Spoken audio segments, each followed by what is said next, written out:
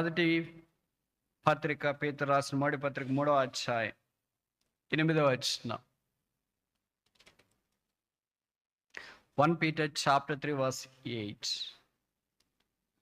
తుదకు మీరందరూ ఫైనల్లీ, కొన్ని ఫైనల్ వర్డ్స్ ఉంటాయి, చివరి మాటలు చాలా ప్రాముఖ్యం. పేతురు కూడా ఫైనల్లీ, తుదకు, చివరికి అని రాస్తూ ప్రేమను గురించి జ్ఞాపకం చేస్తూ ఉన్నాడు. ఇప్పుడు పత్రిక తెలియచేసే 5 ఫైనల్ థింగ్స్, చివరి విషయాలు ఏంటంటే,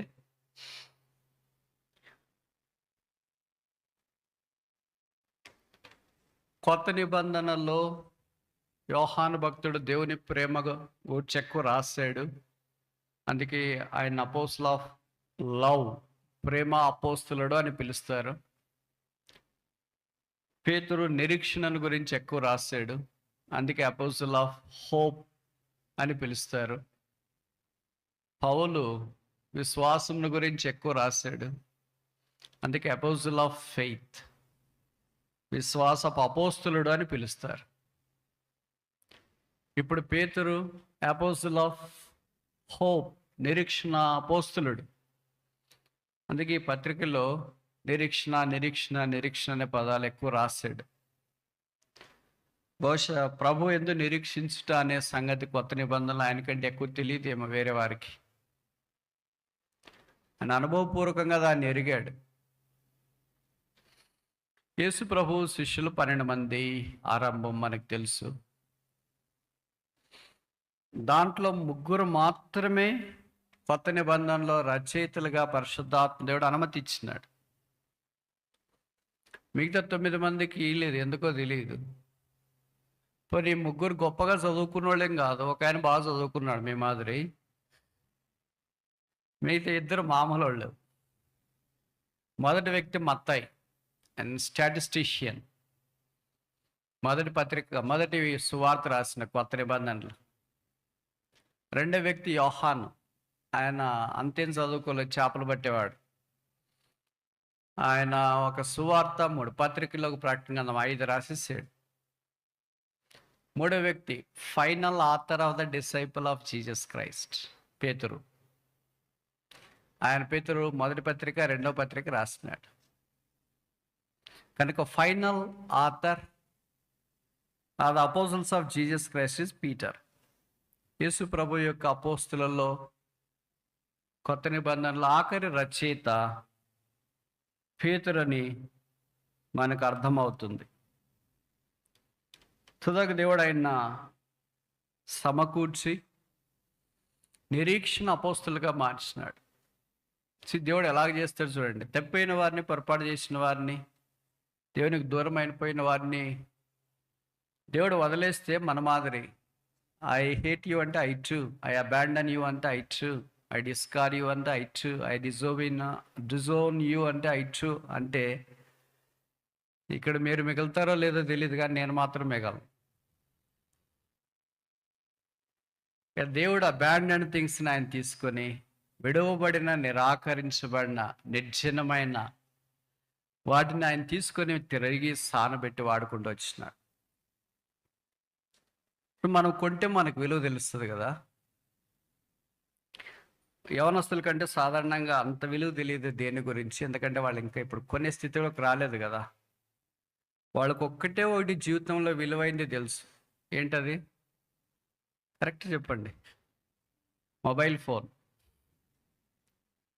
ఇంకా అది తప్ప ఏమీ వాళ్ళకి విలువైంది కాదు.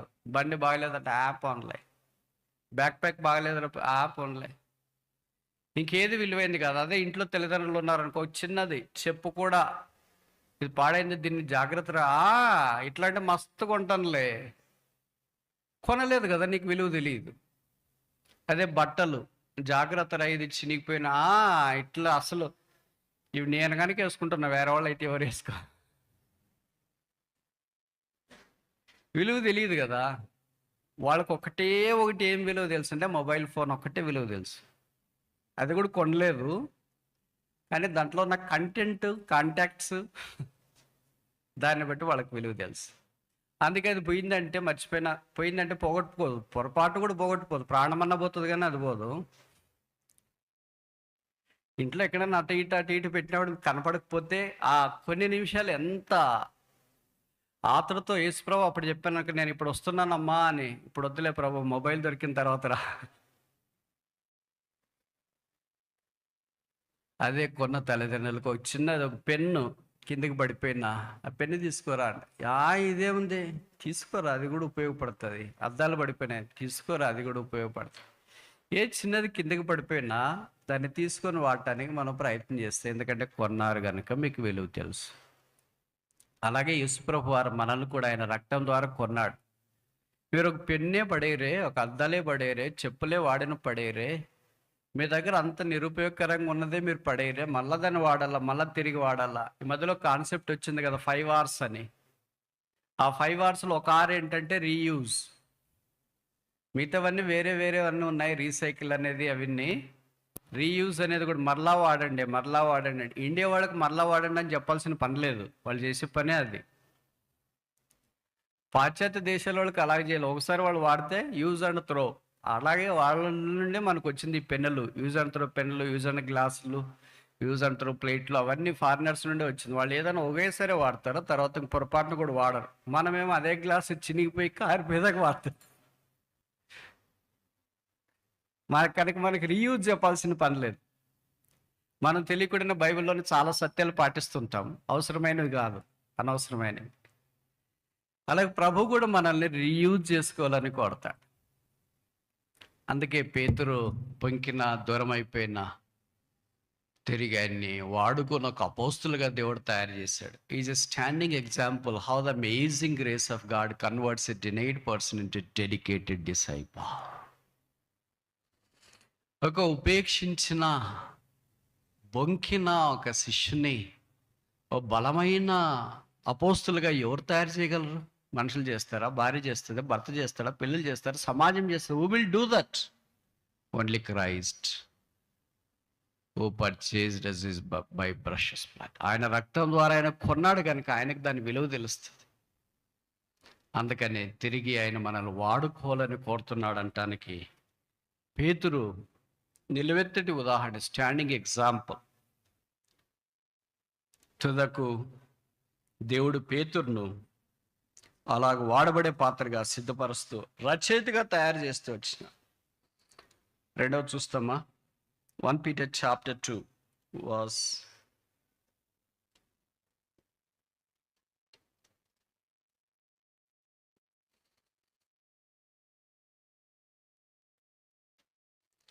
17. 2:17. 1 Peter chapter 2 verse 17. పేతురు రాసిన మొదటి పత్రిక 2వ అధ్యాయము 17వ వచనం. అందరినీ సన్మానించుడి, సహోదరులను ప్రేమించుడి, దేవునికి భయపడుడి, రాజును.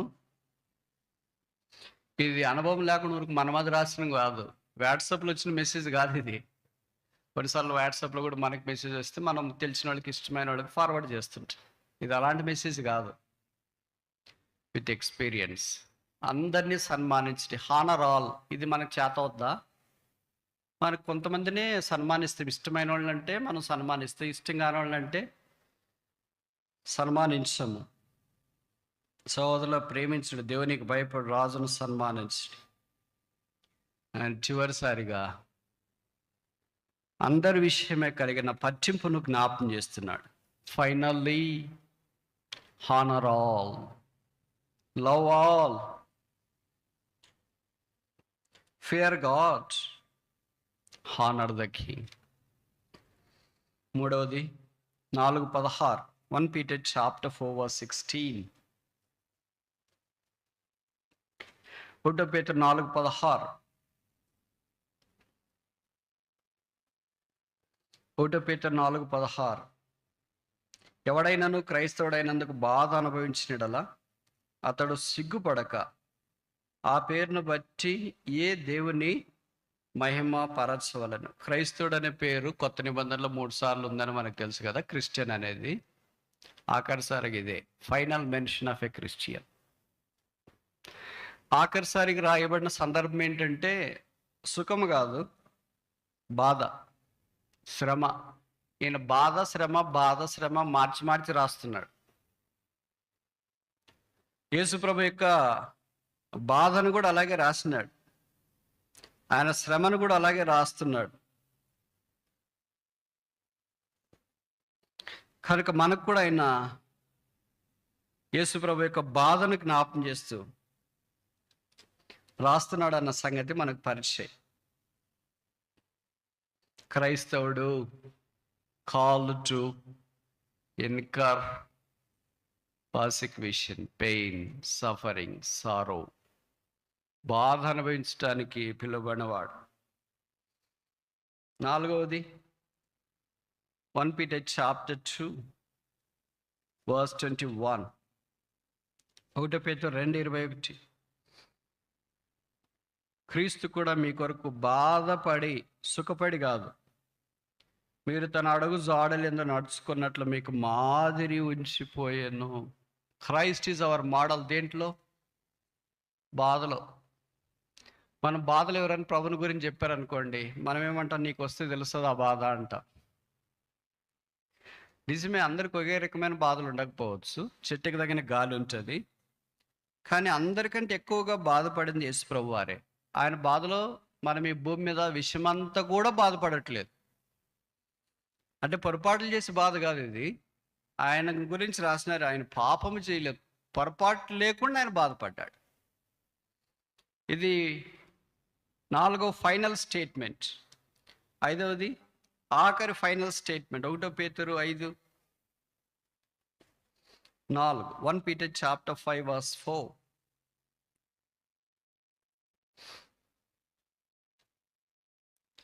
Peter 5:4.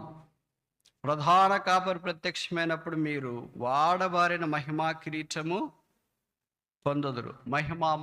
Wear there are sufferings, glory coexists with the suffering. శ్రమ దగ్గర మహిమ కనబడుతుంది. శ్రమ మహిమ close friends, dead friends, thick friends, dear friends.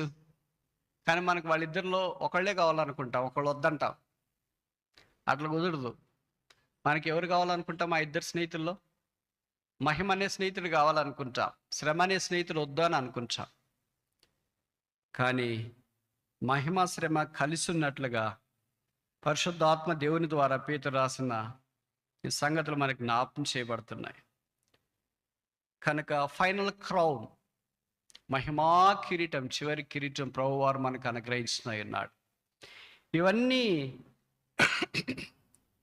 వారి కొరకు రాస్తూ, మీరు ఆత్మ సంబంధమైన మందిరముగా ఉండుబడుట కొరకై ఉండునట్లు తుదకు మీరు ఆ ఉన్నత స్థానంలో ఉండాలని నేను కోరుతున్నాను. కనుక అలాగ మీరు ఉండట కొరకై ఆర్ కాల్డ్, మీరు పిలువబడ్డారు. ఇప్పుడు పిలువబడ్డారు, మీరు కట్టబడాలి. మొదటిది call for the spiritual temple, ఆత్మ సంబంధం కొరకైన పిలుపు.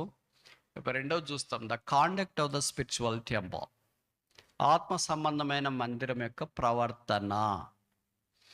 6000 సంవత్సరాల మానవ చరిత్రలో మహాజ్ఞాని సొలొమోను ప్రసంగి గ్రంథం 5వ అధ్యాయం 1వ వచనం ఇలాగన్నాడు, మీరు దేవుని మందిరమునకు పోనప్పుడు ఏం జాగ్రత్తగా ఉండాలా?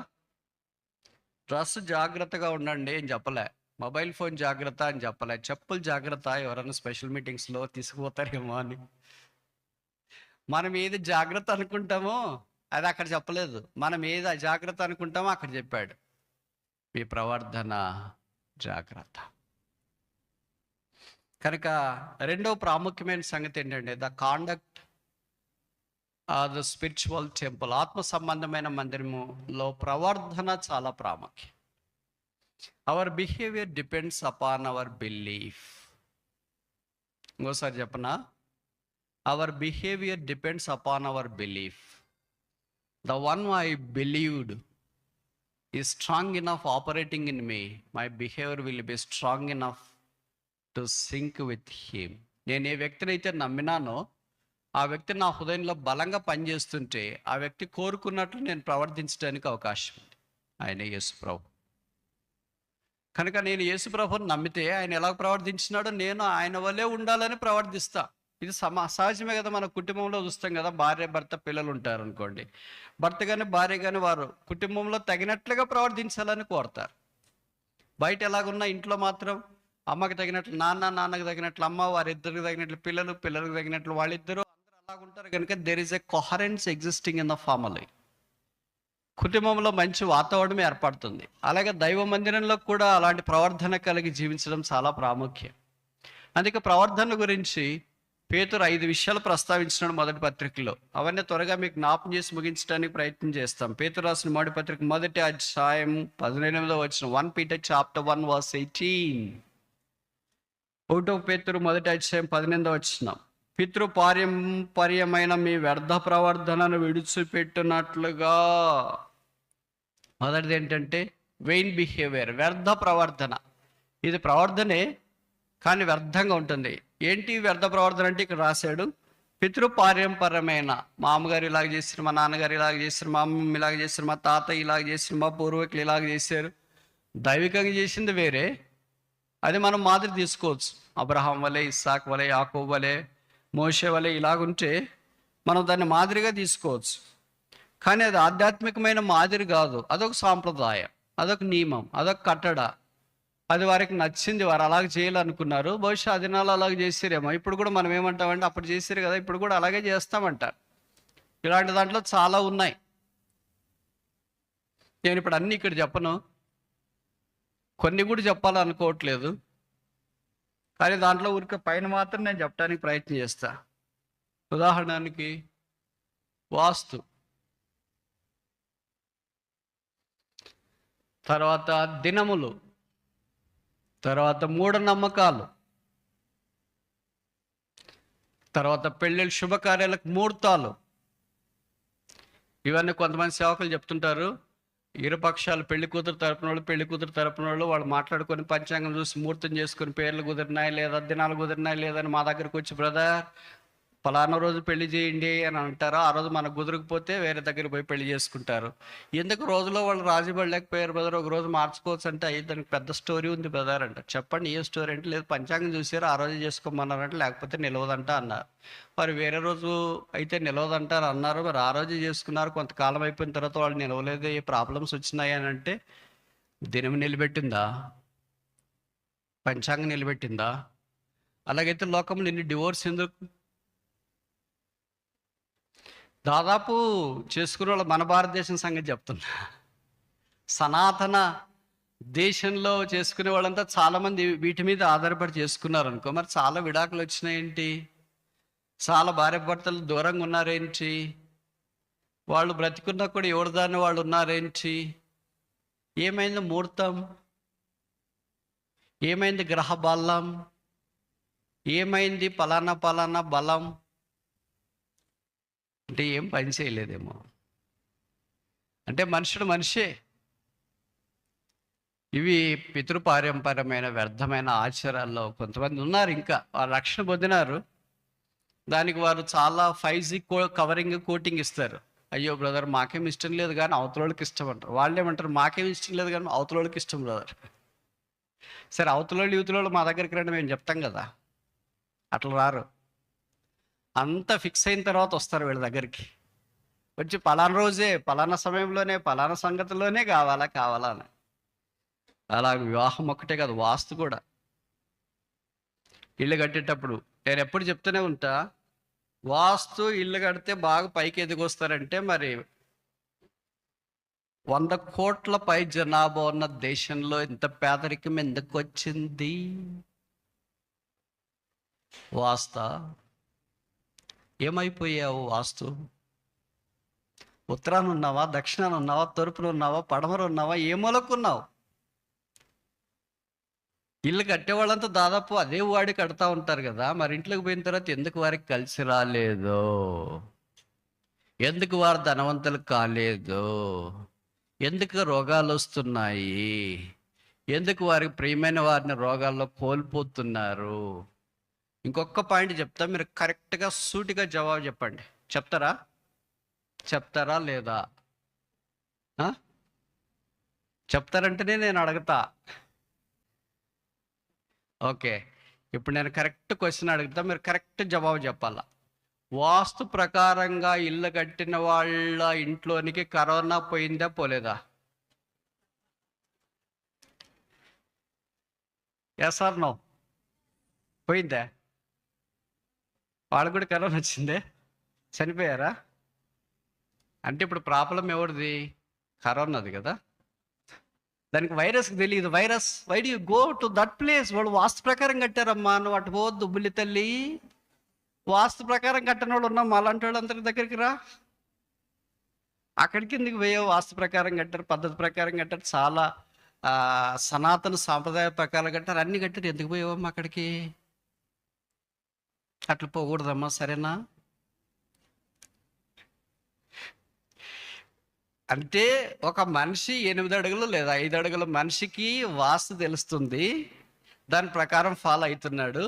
మైక్రోస్కోపిక్ అనిమల్, సూక్ష్మ దర్శినిలో కూడా కనబడిన ఒక చిన్న వైరస్కి వాస్తు ఏం తెలియకుండా వెళ్ళిపోయింది. అక్కడికి వెళ్ళిపోయింది, కొంతమందిని కాజేసింది, పట్టింది, లాక్కొని వెళ్ళింది. మరి ఏమైంది?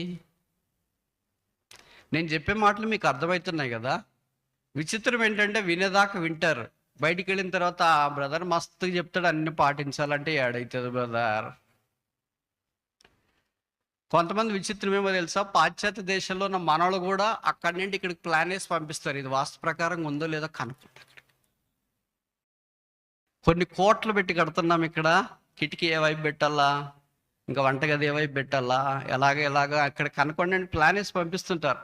మనోళ్ళు మా వాడు కడుతున్నాడు అక్కడ 10 కోట్లతో కడుతున్నాడంట, అక్కడ కోట్లు అంటే ఇక్కడ లక్షలతో సమానం, 10 లక్షలతో కడుతున్నారు అని అర్థం. తిరిగి అంత చివరిలో బ్రదర్ ప్రార్థన చేయండి బ్రదర్, ప్లాన్ తీసుకుని వస్తారు. ఆ ప్లాన్ ఏం పంచాంగానికి వాస్తుకు పోయి ఉంటుంది, మా దగ్గర కూడా వస్తుంది ప్రార్థనకి. These are all vain behaviour, వ్యర్థ ప్రవర్తన. పేతురు జ్ఞాపం చేస్తుంది. చూడండి మీరు, ఎన్ని రకాలైన సమస్యలు అందరికీ ఉన్నాయి కదా. ఇవి చూసే వాళ్ళకి ఉన్నాయి, వాస్తు చూసే వాళ్ళకి ఉన్నాయి, దాని ప్రకారంగా ఉండే వాళ్ళకి ఉన్నాయి, దైవ నిర్ణయం ప్రకారం వెళ్ళే వాళ్ళకి కూడా సమస్యలు రావని చెప్పట్లేదు. బహుశా నేను ఇంతకుముందు ఈ మాట అంటే, మరి మీరు అంత భక్తులు కదా, మీరు మందిరానికి వెళ్ళేవాళ్ళు కదా, మీ ఇంట్లోకి వైరస్ రాలేదంటే వచ్చింది, మా దగ్గరే ఉంటుంది.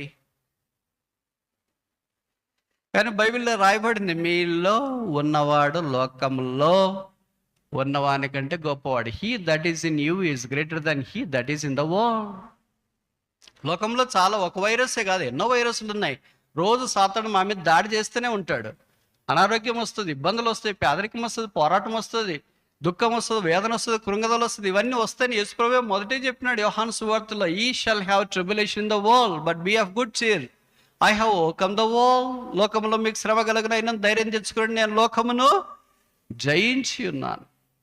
ఎందుకంటే మనం పరదేశంలో యాత్రికులం, కొంతకాలం ఇక్కడ ఉంటాం. మనకి ఈ భూమి మీద శాశ్వతంగా పేతురు రాస్తూ వచ్చినాడు కదా, దాదాపు 5 దేశాల్లో చెదిరిన భక్త కోటిని జ్ఞాపకం చేస్తే వాళ్ళందరికీ ఒకే టైటిల్ పెట్టేశాడు, యాత్రికులు పరదేశులు. యాత్రికులు పరదేశులు అంటే మొదటి ఫండమెంటల్ క్యారెక్టర్ ఏంటంటే దే ఆర్ టెంపరరీ పీపుల్. అశాశ్వతమైన వారు, వస్తున్నారు, కొంతకాలం ఉంటారు, వాళ్ళ సమయం అయిపోయిన వెంటనే వారు వెళ్ళే వాళ్ళని జ్ఞాపకం చేస్తున్నాడు. కనుక దేవుని మందిరంలో, ఆత్మ సంబంధమైన మందిరంలో ఈ వ్యర్థమైన ప్రవర్తనకు తావు లేదు. అలాంటి వారు ఆత్మ సంబంధమైన మందిరముగా కట్టబడలేరు. రెండవది చూస్తామా? పేతురు రాసిన మొదటి పత్రిక 2వ అధ్యాయం 12వ వచనం. 1 Peter chapter 2 verse 12. అనేజర్లు మిమ్మల్ని ఏ విషయంలో దుర్మార్గులని దూషింతురో ఆ విషయంలో వారు మీ సత్క్రియలను చూచి వాటిని బట్టి దర్శన దినమున దేవుని మహింపరిచినట్లు వారి మధ్యను మంచి ప్రవర్తన గలవారై ఉండవాలని మిమ్మును హెచ్చరించుచున్నాను అన్నాడా? బతిమాలు కొంచెం. పేతురు ఏంటి మనల్ని బతిమలాడడం ఏంటి? అసలు పేతురు పేరు కూడా ఉచ్చరించడానికి నాకైతే యోగ్యత లేదు. మనం కొన్నిసార్లు ఆయన గురించి తప్పుగా మాట్లాడతాం. తప్పుగా అంటే ఆయన బొంకినాడు, ఆయన అంత నమ్మలేదు, ఆయన పారిపోయినాడు అని అనుకుంటాం. ఒకసారి పారిపోయి 3 సార్లు బొంగితే 2 పత్రికలు రాసే సామర్థ్యం ఉంటే మనం ఎన్నిసార్లు బొంగుతున్నాం, ఎన్నిసార్లు పారిపోతున్నాం, ఎన్ని పత్రికలు రాయాలి? మరి నేను చెప్పే మాటలు అర్థమవుతున్నాయా? ఒకసారి పారిపోయి 3 సార్లు బొంకితే 2 పత్రికలు రాస్తే మనం ఎన్నిసార్లు పారిపోయినాం, ఎన్నిసార్లు బొంకినాం, ఎన్ని పత్రికలు రాయాలా? లెక్కలేనన్ని సార్లు పారిపోయినాం, లెక్కలేనన్ని సార్లు బొంకినాం. కానీ ఒక పత్రిక రాయడం సంగతి పక్కన పెట్టండి, రాసింది చదవటానికి కూడా టైం లేదు. మనం పేతులు ఎలాగైతాం? మనం అంత గొప్ప పండితులు ఎలాగైతాం? మనకు ఫోబియా, హైడ్రోఫోబియా అంటాం. అంటే నీళ్ళు చూస్తేనే భయం. వర్షం నీళ్లు కిటికీలో నీళ్ళు తొంగి చూస్తున్నాం. కొన్నిసార్లు అయితే మొబైల్తో దాన్ని ఏదో వీడియో అది తీస్తున్నాం. నీళ్ళు అంటేనే మనకు భయం. ఆయన 6000 సంవత్సరాల మానవ చరిత్రలో యేసు ప్రభు తర్వాత నీళ్ల మీద నడిచిన ఏకైక వ్యక్తి, the only person who walked on the water is Peter. ఆయనకి మనకి పోలిక ఎక్కడా? మాట్లాడడం ఎక్కడా? వాళ్ళని మనం సముద్ర తీరం దగ్గర, బే ఆఫ్ బెంగాల్ దగ్గరికి తీసుకెళ్ళామనక, ఇక్కడ దూరంగా ఉన్నప్పుడే భయపడతాం. అక్కడ అలా అయ్యో అలా వచ్చేస్తే నా దగ్గరికి వచ్చేసి మనం భయపడేది కాదు, పక్కన వాళ్ళని కూడా లాగుతాం, అక్కడ పోవద్దని. ఇలాంటి వాళ్ళు సముద్రంలో, మధ్య సముద్రంలో, బీచ్లో కాదు, రాళ్ళ దగ్గర కాదు. బైబిల్లో రాయబడింది, వారు సముద్రం మధ్యంలో అవతలు చేరటానికి దగ్గరలో ఉన్నప్పుడు అర్ధరాత్రి గొప్ప తుఫాను కలిగింది. యేసుక్రీస్తు ప్రభువారు వారిని చూచి సముద్రం మీద నడుస్తూ వారి యొద్దకు వచ్చిన వారు భూతమంతా అలంచిరి. ప్రభు అన్నాడు, ఇట్స్ నేనే, భయపడికిడి అన్నాడు. అప్పుడు అందరికంటే ఫెరోషియస్గా పర్సనల్గా, ఇంటిమేట్గా మాట్లాడే పేతురు ఏమన్నాడు? ఇఫ్ ఇట్ వర్ యూ, అది మీరే అయితే నేను వచ్చినట్లు ఆజ్ఞాపించండి, నేను కూడా నడిచేసి వస్తా.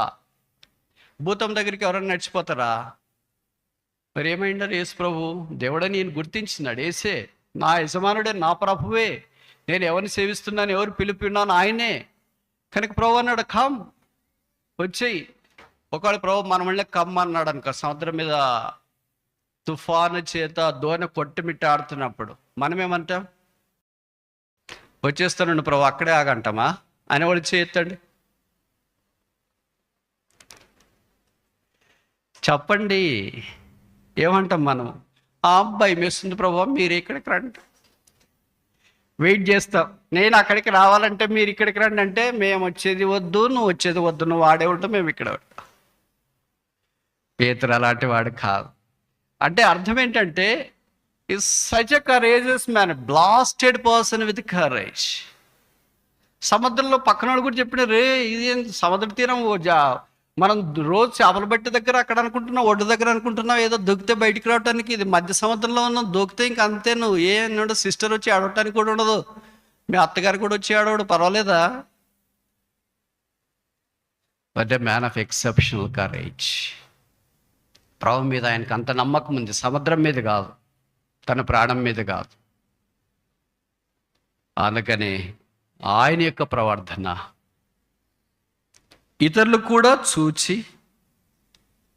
దేవుని మహిమపరుచున్నట్లు ఏదైనా మనం ఆలోచిస్తున్నామనంటే, మంచి ప్రవర్తన కలిగి ఇతరులు కూడా దేవుని మహిమపరిచినట్లుగా జీవిస్తూ వచ్చింది. మూడోది చూస్తామా? పేతురు రాసిన మొదటి పత్రిక 1 Peter chapter 2 verse 2:15. 1 పేతురు 2:15. ఏలైనగా మీరిట్లు యుక్త ప్రవర్తన గలవారై అజ్ఞానముగా మాట్లాడు మూర్ఖుల నోరు మూయుట దేవుని చిత్తము.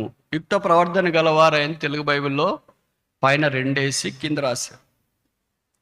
ఎలాగనగా మీరిట్లు మేలు చేయువారై. యుక్త ప్రవర్తన అంటే మేలు చేసేవాళ్ళు. ఇది చాలా కష్టం కదా. మేలుకు మేలు చేయటమే ఈ దినాల్లో కష్టమైతే, కీడుకు మేలు చేయడం ఇంకెంత కష్టం. మేలుకు మేలు అంటే తెలుసు కదా, మీరు మాకు సాయం చేస్తే మేము మీకు సాయం చేస్తామని. పిల్లలకి, ముఖ్యంగా చదువుకునే విద్యార్థులకి ఇది ఎక్కువ ఉంటుంది. వాళ్ళు ముందే ఎగ్జామ్ హాల్కి వెళ్ళక మునిపి డీల్లోకి వస్తారు. నేను ఒక ప్రశ్నకు చూపిస్తా, నువ్వు కూడా ఒకటి చెప్పు. వాడు ఇక్కడ సరే అన్నాడు అనుకో, ఎగ్జామ్ హాల్లోకి పోయి చెప్పకపోతే అక్కడికే కట్. వాళ్ళ డీల్ ఎంత బాగుంటాయంటే అంత పవర్ఫుల్గా ఉంటాయి. నేను బిట్స్ చెప్తా, నువ్వు షార్ట్ నోట్స్. ఇంకా కొంతమంది అంటారు, రే నువ్వు మ్యాథ్స్ బాగా, నేను మ్యాథ్స్ చెప్తా, నువ్వు ఫిజిక్స్ చెప్తా. వాళ్ళ డీల్ పరీక్ష అయిపోయేదాకా కొనసాగుతాయి, రిజల్ట్స్ అయిపోయేదాకా కొనసాగుతాయి. కొన్నిసార్లు క్లాసులు, అది హై స్కూల్ ఉంటే హై స్కూల్ దాకా, ఇంటర్మీడియట్ ఉంటే ఇంటర్మీడియట్ దాకా, డిగ్రీ ఉంటే డిగ్రీ దాకా కూడా కొనసాగుతాయి. అది బహుశా వాళ్ళు అలాగ అనుకుంటూ ఉంటారేమో. కానీ ఇక్కడ ప్రభు దగ్గరికి వచ్చినప్పుడు మన జ్ఞానమైన ప్రవర్తన మేలుకరమైనది. భౌతికంగా అది వాళ్ళకి మేలుగా అనిపిస్తూ ఉండవచ్చు. అందుకే మేలు చేసేవారికి మేలు. నేను నీకు సాయం చేస్తాను, నువ్వు నాకు సహాయం చేయి. వాక్యం మనకేం చెప్తుందంటే, కీడుకు ప్రతి కీడు ఎవనికిని చేయవద్దు, మేలు చేయువారై ఉండుట దేవుని చిత్తం. అదే యుక్తమైన ప్రవర్తన. ఆత్మ సంబంధమైన మందిరముగా మనం కట్టబడుతున్నాం. అందుకని రోజులు గడిచే కొలది ఆధ్యాత్మికమైన వలయంలో అలాగ వెళ్ళాలని మనం కోరబడుతున్నాం. నాకు కొంతమంది చెప్తుంటారు, బాగా పరిచయమైన వాళ్ళు, మన సహవాసం కాదు, వేరే సహవాసం, మనకంటే చాలా మంచి ఆధ్యాత్మికమైన వాళ్ళే, నాకంటే చిన్న వయసు ఉన్న వాళ్ళు చెప్తారు, సార్ మీరు ఎప్పుడు మీ మందిరాల్లోనే మీటింగ్ పెడుతుంటారు. అవును, మీటింగ్ పెడుతున్నాము. కరెక్ట్ ఒక ప్రశ్న అడిగితే జవాబు చెప్పండి సార్ అని. చెప్పండి, నీకు ప్రశ్నలకు జవాబు చెప్పడానికి నేనున్నా. చెప్పే మీరు మారరు, వినే మీ మందిరాలలో మారరు, ఇంకెందుకు మీకు మీటింగు?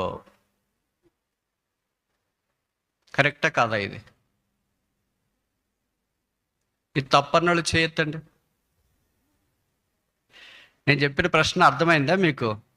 చెప్పే మీరు మారరు, వినే మీ మందిరాలలో మారరు, ఎందుకు మీ మందిరాల్లో మీటింగు? ఇది కరెక్టా కాదా? ఇదేనా చెప్పండి, కరెక్టేనా కాదా? ఎవరు మారరంట. మరి ఏం చేయమంటారు అని నేను వాళ్ళనే ప్రశ్న అడిగిన. బయటన్న మీటింగ్లు పెట్టి సువార్త చెప్తే కొంతమంది అయినా రక్షణ పొందుతారు కదా, మారుతారు కదా. మీరు మారినప్పుడు వాళ్ళు మారినప్పుడు లక్షలు లక్షలు ఎందుకు తగలేస్తారు? నేనన్న భలే వండర్ఫుల్గా చెప్పినారు మీరు. మరి ఎన్ని లక్షలు ఖర్చు పెట్టి మీటింగ్లు ఎందుకు ఏర్పాటు చేస్తారని అడుగుతున్నారు కదా. నేను జవాబు చెప్పనా అన్నారు. చెప్పండి అన్నారు. ఇంకా మేము తగ్గిపోకుండా కనీసం అట్లన్నా ఉండటానికి మీటింగ్లు ఉపయోగపడుతున్నాయి, లేకపోతే ఇంకా తగ్గిపోతాం మేము ఇవి కూడా లేకపోతే. కనుక అదే స్థితి మెయింటైన్ చేయటానికి ఈక్విలిబ్రియం అంటాం కదా, సమతా స్థితి, అది మెయింటైన్ చేయటానికి ఈ మీటింగ్లు. ఎదిగే సంగతి దేవుడు ఎరుగు, పడిపోకుండా ఉంటే చాలు, పడిపోకుండా ఉండటానికి ఈ మీటింగ్లు అని. అప్పుడు వాళ్ళు అన్నారు, మీరు దేనికి అది బాగా సమర్థించుకుంటారు సార్. సమర్థించుకోవడం కాదు, ఈజ్ ఇట్ నాట్ ట్రూ? వాళ్ళు చెప్పింది కరెక్టే, నేను చెప్పింది కూడా కరెక్టా కాదా? నేను చెప్పింది కూడా కరెక్టా కాదా? ఒకవేళ మనకి ఇలాంటి ప్రత్యేక కోడికలు లేదా దేవుని వాక్యం వినే అవకాశమే లేకపోతే మనం ఇంకా తగ్గిపోయే అవకాశం ఉంది కదా. అంటే ఇప్పుడు ఏం బాగున్నామా అని అనే ప్రశ్నకి జవాబు మీరే చెప్పాలా? ఇంకా ఎక్కువ నష్టపోయే అవకాశం ఉందేమో. యుక్త ప్రవర్ధన, దేవుని వాక్యం వినట ద్వారా దేవుడు మన జీవితాల్లో మార్పు తీసుకురావాలని కోరుతాడు. 4 చూస్తామా? 1 పేతురు, 1 Peter chapter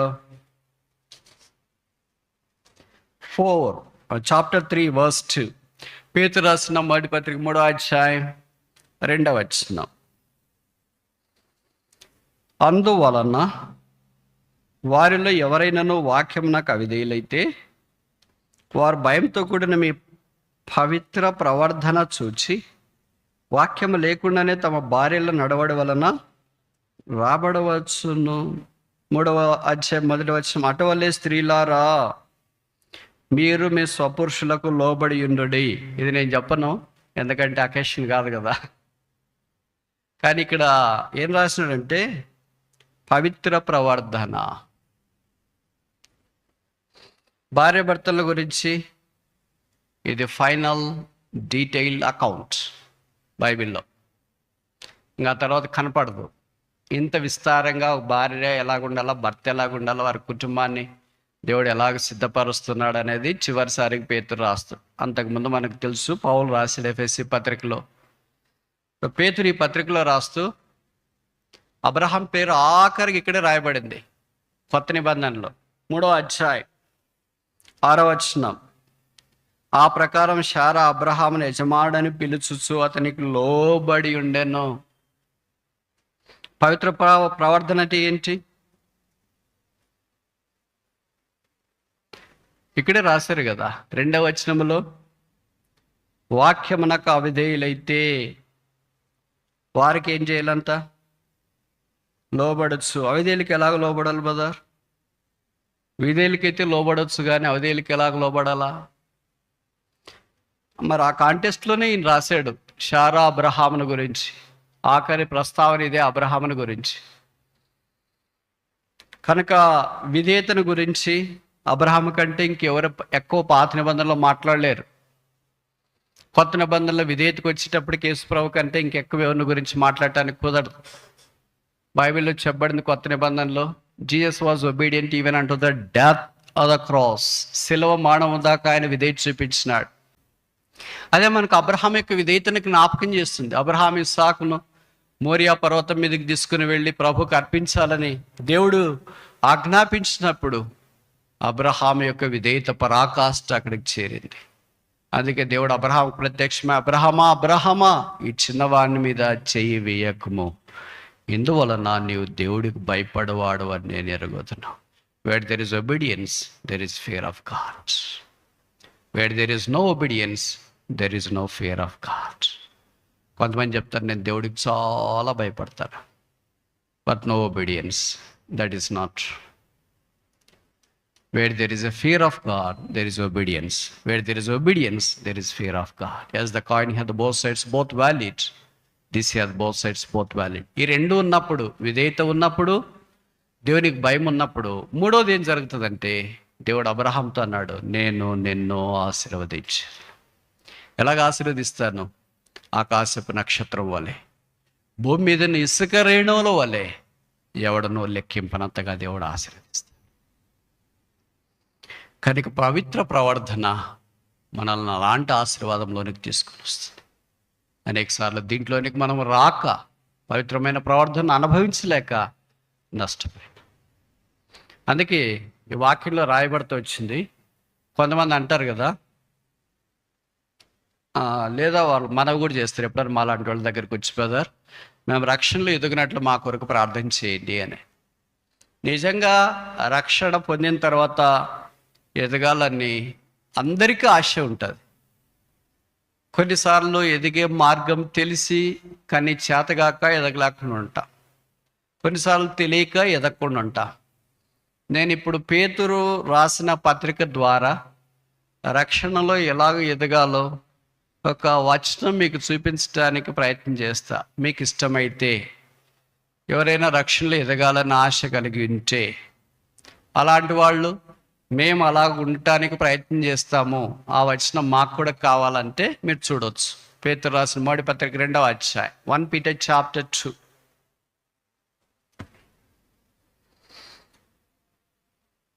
3వ వచనం ఆఖరి వరుస నేను చదువుతా.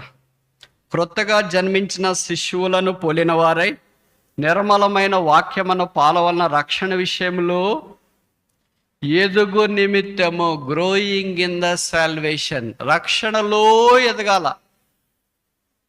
కొంతమంది ముఖ్యంగా యవనస్తులు రక్షణలో ఎదగాలనుకుంటున్నాను, ప్రార్థన చేయండి అనే, రక్షణ అనే పదం కాకపోయినా వాళ్ళు వేరే పదం వాడతారు. ఆత్మీయంగా ఎదగాలనుకుంటున్నాను ప్రార్థన చేయండి, ఆత్మీయంగా ఎదగాలనుకుంటున్నాను ప్రార్థన చేయండి. ఏం చేయాలంటే ఆత్మీయంగా ఎదగాలంటే ఇక్కడ రాశాడు 2వ అధ్యాయం 1వ వచనం, ప్రభు దయాళుడని మీరు రుచి చూచిన ఎడలా 5 విషయాలు చేయాల. మానేవి కొన్ని ఉన్నాయి, మాననివి కొన్ని ఉన్నాయి. మనం ఏది మానాలో అది మానము, ఏది మానకూడదో అది మానటం. మానితే రక్షణలో ఎదగటానికి అవకాశం ఉంటుంది. ఏం మానాలంట? మొదటిది సమస్త దుష్టత్వము, 2వ వచనం 1 Peter chapter 2 verse 2. పేతురు రాసిన మొదటి పత్రిక 2వ అధ్యాయం 2వ వచనం, ఆల్ మ్యాలిస్, సమస్త దుష్టత్వము. రెండవది సమస్తమైన కపటము, ఆల్ గాయిల్. మూడవది వేషధారణ, ఆల్ హిపోక్రసీ. నాలుగవది ఆల్ ఎన్వి, సమస్తమైన అసూయ. సమస్తమైన మాట చూడండి, కొద్దిగా కాదు.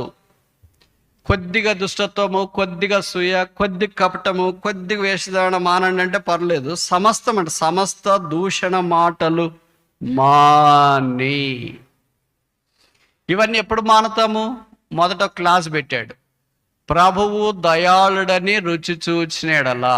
దీనికి ఇంగ్లీష్లో రాశారు, the Lord is good, if you taste that the Lord is good. ప్రభువు మంచివాడు, దయాళుడు. గుడ్ అనే ఇంగ్లీష్ పదానికి తెలుగులో నాకు తెలిసి కనీసం 4 పదాలు వాడినారు. పరిశుద్ధాత్మ దేవుడు తెలుగు పండితులకు ఇచ్చిన పద సంపదను బట్టి ఈ 4 పదాలు జోడించి ప్రయోగించిన తీరు అమోఘం. మొదటిది గుడ్ అనే దానికి మంచివాడు, రెండవది ఉపకారి, మూడవది ఉత్తముడు, నాలుగవది దయాళుడు. తెలుగులో వీటికి డిఫరెన్స్ ఉన్నాయి. అందరికీ ఈ పదాలు మనం వాడము. ఒకవేళ పెళ్లి సంబంధాలు ఉన్నాయనుకోండి, ఎవరో ఒక అమ్మాయిని గురించి ఒక అబ్బాయి వాళ్ళు అడిగారు అనుకోండి, అమ్మాయి ఎలాంటిదంటే మంచోళ్ళండి అంటాం, అబ్బాయి ఎలాగంటే మంచోళ్ళండి అంటాం. అంతేనా? ఆత్మీయులండి అంటాం. కానీ వాళ్ళని ఇలాగ అంటామా మనం? వాళ్ళు దయాళులండి, ఉత్తములండి అంటామా? అనం. అదే గుడ్డే, ఇంగ్లీష్లో గుడ్డే. The girl is good, the boy is good, but we will not use the Telugu words for them because they are exclusive words. అది ప్రభుకు మాత్రమే. 136వ కీర్తన మొదటి వచనం, యెహోవా దయాళుడు, ఆయన కృప నిత్యముండును. ఆయన మాత్రమే దయాళుడు, ఆయన మాత్రమే ఉత్తమమైన వాడు, ఆయన మాత్రమే మంచివాడు, ఆయన మాత్రమే ఉపకారి. అందుకే గుడ్ అనేది తెలుగులో ఇంత విశేషమైన అర్థాన్ని మనకి తీసుకున్నది. ఇది మనం రుచి చూస్తే. ఇప్పుడు నేను రివర్స్ అడుగుతా, దుష్టత్వము, కపటము, వేషధారణ, అసూయ, దూషణ మానట్లేదు అంటే ఏమని అర్థం? ఏమని అర్థం? గట్టిగా చెప్పండి. యాప్టిట్యూడ్. ప్రభువు దయాళుడని రుచి చూడలేదు, కానీ ఆరాధనలో మాత్రం పాట మాత్రము రుచి చూచి. సాతాను అనుకుంటాడు, అబద్ధాలు ఆపండక్క, ఆదివారం కూడా మీరు మాట్లాడతారేంటి? మాట్లాడడం కాదు, పాడుతున్నారేంటి? 34వ కీర్తనలో ఉంది, O taste and see that the Lord is good, యెహోవా ఉత్తముడని రుచి చూచి. అయ్యో ఏంటి నువ్వు అలాగంటావు, ద లార్డ్ ఈస్ గుడ్ అని మనం సాతంతో పోట్లాడామనుకో, ఎందుకు నువ్వు అలాగ మాట్లాడతాం? ప్రభు దయాళుడు, మంచోడు, ఉత్తముడు, ఉపకారి అంటే ఎవరు చెప్పారు? బైబిల్లో రాశారు కదా. బైబిల్లో రాసినవన్నీ చేస్తున్నారే ఏంటి? అన్నీ చేస్తున్నాం. ఇదిగో ఇది చెప్తా, ఇది చేస్తారా లేదు చెప్పండి. ఏంటది? ప్రభు దయాళుడంటే మీరు రుచి చూస్తే మరి 5 మానాలి కదా. ఏంటి? అసూయ మానాలి కదా, వేషధాడు మానాలి కదా, దేశం మానాలి కదా, కపటం మానాలి కదా, కొళ్ళు మానాలి కదా. అవన్నీ కొద్దిగా పెట్టుకున్నాంలే, ఎందుకు? అవసరానికి ఉపయోగపడతాయి. A person who cannot cease from this will never grow. ఇవన్నీ రిలేటెడ్ థింగ్స్. మనం ఆత్మీయంగా రక్షణలో ఎదగకుండా ఉండటానికి కారణం ఏంటి? యెహోవా దయాళుడని రుచి చూడలేదు కనుక ఎదగలేము. రుచి చూస్తే ఏం చేస్తాం? మానేయాల్సిన 5 మానేస్తాం. అవి కొద్ది కాదు, కొద్దిగా వేసేదాడ, కొద్దిగా కప్తాం, కొద్దిగా మాటలు కాదు. ఆల్ ఇంగ్లీష్లో రాశారు, all malice, all envy, all hypocrisy, all blasphemy, all సమస్తం. Then I can grow in the salvation of Jesus Christ. అప్పుడు యేసుప్రభు యొక్క రక్షణలో నిర్మలమైన మనస్సాక్షి కలిగిన వాడై, ఇక్కడ రాయబడిన మాట ఏంటంటే, శిశువును పోలిన వారై వాక్యమైన పాలన అపేక్షిస్తూ వృద్ధి పొందడానికి అవకాశం. ఇప్పుడు చెప్పండి, మనలో ఎంతమంది మీ ఆత్మీయంగా ఎదగాలని ఆశ ఉంది? నేను చెప్పిన ప్రశ్న అర్థమవుతుందా? మనలో ఎంతమందికి ఆత్మీయంగా నేను కూడా ఎదగాలని ఆశ ఉంది? చేయెత్తమని చెప్పను, ఎందుకంటే మన సంగతి మనకు బాగా తెలుసు వేరే వాళ్ళకంటే. ఉందే లేదా? ఇంతదాకా నేను ఆశ కూడా పోయింది బ్రదర్ అంటున్నారు కొంతమంది వెనకనండి. ఇంతదాకా ఎదగాలని ఆశ ఉంది, కానీ ఇవన్నీ చూసిన తర్వాత ఇవన్నీ మానేయడం ఎలాగైద్ది? సమస్త దూషణ, సమస్త కపటము, సమస్త అసూయ, సమస్త ద్వేషము, సమస్త వేషధారణ, ఇది సమస్తము మాని. Stop all this. When I stop one thing, I have to start the other. There is no stand still in my Christian life. ఒకటి నేను మానేస్తే ఇంకోటి నేను కొనసాగించాలా. ఏది మానేయాలా? సమస్త వేషధారణ, కపటము, అసూయ, ద్వేషము, కీడు, ఇవన్నీ నేను మానేయాలా. మరి what I have to start? నేనేం ఆరంభించాలా? నిర్మలమైన వాక్యం అనే పాలను ఆపేక్షించండి. కవెట్. ఆపేక్ష అంటే ఎట్లంటే కావాలా రెండు చేతులతో. కవెట్ అంటే దురాశ అంటాం కదా, పేరాశ అంటాం కదా. ఆ పదం యూజువల్గా వేరే దానికి మనం వాడతాము, కానీ ఇక్కడ ఆధ్యాత్మికంగా కూడా అలాగా ఆశ కలిగి ఉండండి. Covet for the pure, undefiled, unpolluted, unadulterated, pristine, virgin milk of the word of God. దేవుని వాక్యమనే నిర్మలమైన, నిర్దోషమైన, నిష్కళంకమైన, పరిశుద్ధమైన పాలను అపేక్షించండి. అప్పుడు ఈ పాలు తాగేటప్పుడు దేవుని వాక్యమైన పాలు మనం తాగుతున్నప్పుడు ఇవన్నీ మానేసినా కనుక ఎదగటానికి అవకాశం. Is very simple. లోకంలో మన పిల్లలు ఉన్నారనుకోండి, పిల్లలు పుట్టిన తర్వాత ఒకవేళ వాళ్ళ తల్లిదండ్రులు స్తన్యపానం చేస్తున్నా, లేకపోతే పోపుడు పాలు పెట్టుకుంటున్నా, ఒకవైపు పాలు తాగుతూనే ఉంటాడు, ఒకవైపు వాడికి మోషన్ అది ఇది జరుగుతూనే ఉంటుంది అనుకోండి. డాక్టర్ దగ్గరికి తీసుకెళ్తాం, మా వాడు బాగా పాలు తాగుతూనే ఉన్నాడంటే పోపుడు పాలు పోసేస్తున్నాం, అవి కూడా మిక్సీలు వేసి పట్టేస్తున్నాం. ఇప్పుడు పిల్లలు లావు కావట్లేదండి, ఎదగట్లేదండి, కాళ్ళు ఇలాగ ఉంది, చెయ్యి ఇలాగైంది, మొక్కం ఇలాగ ఉంది, ఇలాగే అన్నీ ఉండిపోయినాయి. అప్పుడు డాక్టర్లు చాలా సంగతులు అడుగుతారు. ఈడు తింటున్నా కూడా ఎదగట్లేదంటే ప్రాబ్లం ఏంటి? మరి మనం కూడా వాక్యం చదువుతున్నాం, ఎదగట్లేదంటే ప్రాబ్లం ఏంటి? వింటున్నాం, ఎదగట్లేదంటే ప్రాబ్లం ఏంటి? చెప్తున్నాం, ఎదగట్లేదంటే ప్రాబ్లం ఏంటి? ఇవన్నీ మానట్లేదు. మనం ఎంత తెలివైన వాళ్ళం అంటే అదే ఇది ఇదే అనుకుంటాం. దేవుడు కూడా ఏం చెప్తాడు? అదే ఇది ఇది అంటే నాది కూడా నాదే. మీరు మీదే అనుకున్నప్పుడు నాదే. ఆ కారణం చేత ఆత్మ సంబంధమైన మందిరముగా మనం కట్టబడలేకుండా ఉన్నా. ఇప్పుడు 4 రకాలైన ప్రవర్ధన చూసినా. మొదటిది ఏంటి? వ్యర్థ ప్రవర్ధన. రెండవది ఏంటి? మంచి ప్రవర్ధన. మూడవది ఏంటి? యుక్తమైన ప్రవర్ధన. 4వది ఏంటి? పవిత్ర ప్రవర్ధన. ఐదో చూసి ముగిస్తామా? 3:17 3:17 1 పేతురు 3వ అధ్యాయం 17వ వచనం. పేతురు రాసిన 3 పత్రిక 3వ అధ్యాయం 17వ వచనం. క్రీస్తునందున్న మీ సత్ప్రవర్తన మీద అపనింద వేయవారు సిగ్గుపడదురు. మీ సత్ప్రవర్తన. ఇది రూతు మనకి చాలా ఉదాహరణ. బోయజ్ రూతును చూసిన వెంటనే ఆయనకి ఏం గుర్తొచ్చింది? సత్ప్రవర్తన గుర్తొచ్చింది. అందుకే రూతు అన్నాడు, నేను వచ్చినప్పటి నుండి మిమ్మల్ని గురించి సత్ప్రవర్తన నేను వింటూనే ఉన్నాను. పరలోక బోయజ్ మన ప్రభు కూడా ఒక దినాన్ని రాబోతున్నాడు. ఆయన పొలమైన సంఘంలో మనం కూడా పరిగెరుకోవటానికి వచ్చిన. రూతు యొక్క అందాన్ని బోయజ్ మొదట చూడలేదు. రూతు యొక్క నడకను బోయజ్ మొదట చూడలేదు. ఆ ముఖము లేకపోతే ఆమె యొక్క పర్సనాలిటీ, అవుటర్ ఫిజికల్ మార్ఫాలజీ ఆయన మొదట చూడలేదు. మునుపటి సత్ప్రవర్తన. ఆ పొలంలో పరిగేరేటప్పుడు ప్రవర్తన ఎలా కనిపించింది? కూడా మాట్లాడలేదు కదా. కొంతమంది అంటారు కదా, మీతో ఒక 5 నిమిషాలు మాట్లాడితే మీరు ఏంటో నేను చెప్తా అంటారు. ఇలాగ రకరకాలుగా చెప్పేవాళ్ళు ఉండొచ్చేమో. ఇప్పుడు బోయేది ఆమెతో అసలు కూడా మాట్లాడలేదు, పరిచయం లేదు, ఊరమ్మాయి కాదు, తెలిసిన అమ్మాయి కాదు, కొత్త అమ్మాయి. పొలంలో చూసిన వెంటనే సత్ప్రవర్తన ఎలా గుర్తొచ్చింది?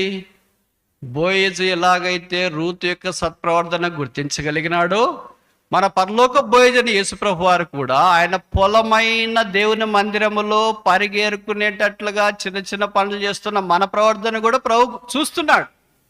ఆమె పరిగణ కాదు బోయేజు చూసింది, ప్రవర్తన చూసినాడు. మనం చాలాసార్లు ఏం చూడాలనుకుంటాం? పరిగ చూడాలనుకుంటాం. చూడ ఎంత ఏరుకున్నాను, ఎంత పని చేసినాను, ఎంత పరిచయం చేసినాను, ఎంత చూడండి. It is not the quantity of the gleaning but the quality of the behaviour. చాలా ఏరుకున్నావు అమ్మాయి, నువ్వు ఎలాగ ఏరేసావు? 2 చేతులు నీకు ఎలాగా పని చేస్తున్నావు వచ్చినాయి, వాళ్ళ నీకు సహాయం చేసి వాళ్ళు కూడా ఏరిచ్చినారా? ఇవి మాట్లాడలేదు బోయేసు. ప్రవర్ధన గురించి మాట్లాడు. ప్రభు ఓ దినాన్ని రాబోతున్నాడు. ఈ దేవుని మందిరంలో మనకు అప్పగించబడిన పరిచయం. బోయేజు పొలంలో ఎంతో మంది పనివారు ఉన్నారు. బాయ్స్ వారందరి దగ్గరికి వెళ్ళినట్లు వాక్యంలో చూడము, రూత్ దగ్గరికే వచ్చినట్టు. మనం కూడా అలాగా సామాన్యమైన వారమే, ఎన్నిక లేని వారమే, మోయాబ్ స్త్రీలాగా వెలపటుండవలసిన వారం. ప్రభు మనం తోడుకొని లోపలికి వచ్చినాడు. ఆయన పొలంలో మనకు పరిసరించినాడు, ఏరుకునే అవకాశం ఇచ్చినాడు, పనిచేసే అవకాశం ఇచ్చినాడు. ఆమె పనిచేసింది, బోయజ్ ఆ పని చూచినాడు. ఇదన పరలోక బోయజ్ అని యేసుప్రభు మనం చూడబోతున్నాడు. ఆయన మనకు బహుమానం ఇస్తాడు. ఆయన కొరకు ఎదురు చూస్తూ ఆత్మ సంబంధమైన మందిరంగా కట్టబడతాలని దేవుడు కోరుతున్నాడు. How we behave depends on what we believe. మనం ఎలా ప్రవర్తిస్తామనేది, ఏమి నమ్ముతున్నాం అనే దాన్ని బట్టి ఆధారపడుతుంది. ఏం నమ్మాలా? బోయజ్ ఒక దినాన్ని రాబోతున్నాడు. ఎలా ప్రవర్తించాలా? రూతు పొలంలో ప్రవర్తించినట్లు మనమును ప్రవర్తించాలి. అటువల్లే మీరును ఆత్మ సంబంధమైన మందిరముగా కట్టబడుతున్నారు.